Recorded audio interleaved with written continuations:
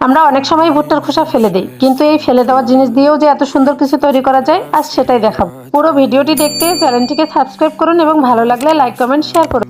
প্রথমেই আমি ভুট্টার খোসাগুলো ভালোভাবে পরিষ্কার করে নিয়েছি। তারপর সেগুলোকে একটু নরম করে নিয়ে ধীরে ধীরে ফুলের পাপড়ির আকার দিয়েছি। আমি ভিডিওতে যেভাবে দেখাচ্ছি ঠিক এভাবে বানিয়ে নিলেই আপনিও খুব সহজেই তৈরি করে নিতে পারবেন এই পদ্ম ফুল। আমি এটার নাম দিয়েছি পদ্ম ফুল। আপনাদের যদি অন্য কিছু ফুল মনে হয় তাহলে অবশ্যই আমাকে কমেন্ট করে জানাতে পারেন। দেখেন আমি ঠিক এভাবেই তৈরি করে নিয়েছি। আমি অনেকগুলো পাপড়ি এভাবেই তৈরি করে নিয়েছি এবং সবগুলোকে একটু রং করে নিয়েছি। এখানে আমি আমার পছন্দ মতো রং করে নিচ্ছি, আপনারা চাইলে আপনার পছন্দ মতো রং করে নিতে পারেন। একটু সময় আর ধৈর্য দিলে এরকম সুন্দর ফুল তৈরি করা সম্ভব। একটা শপিং ব্যাগ কেটে ফুলের মাঝখানে রেণু তৈরি করেছি। তারপর একের পর এক পাপড়ি জোড়া দিয়ে আমি এখানে একটা সুন্দর ফুল তৈরি করে নিয়েছি। ফুলটা দেখতে এখন অনেক সুন্দর লাগতেছে। ফ্রেম রেডি হয়ে গেল।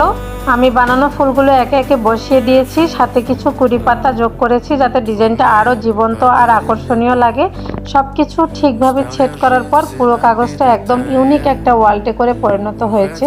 সবচেয়ে ভালো ব্যাপার হলো এটা বানাতে খুব বেশি খরচও হয়নি আর পরিবেশ বান্ধবও। আপনারা চাইলে খুব সহজে বাসায় বসে এমন কিছু তৈরি করতে পারেন।